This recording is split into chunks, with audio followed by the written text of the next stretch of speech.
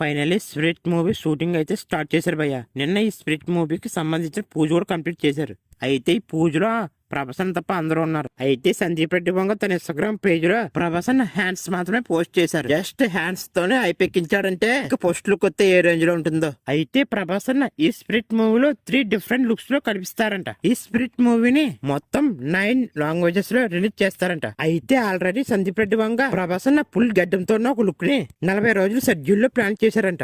Just ఈ విషయాన్ని మనం వింటేనే ఒక రేంజ్ లో అయిపోతుంది. తర్వాత అదే లుక్ లో ప్రభాస్ అన్న మూవీలో చూస్తే మన పరిస్థితి ఊహిస్తేనే భయం వేస్తుంది. అయితే మొన్నటి దాకా సందీప్ రెడ్డి వంగ ప్రభాస్ అన్న ఫాదర్ క్యారెక్టర్ లో చిరంజీవి గారిని తీసుకుంటున్నారని రూమర్ వైరల్ అయింది. అయితే నేను స్పిరిట్ మూవీ చిరంజీవి గారిని చూస్తే ఆ రూమర్ నిజమే అనిపిస్తుంది. వన్స్ ఒక్కసారి స్పిరిట్ మూవీ రిలీజ్ అయ్యాక బాక్స్ ఆఫీస్ ని తగలబెట్టడం ఖాయం. మనకు తెలుసు సందీప్ రెడ్డి వంగ ఒకసారి షూటింగ్ స్టార్ట్ చేస్తే ఇంకా ఆపడం ఉండదని. ఈ స్పిరిట్ మూవీ షూటింగ్ కూడా అంతేనంట.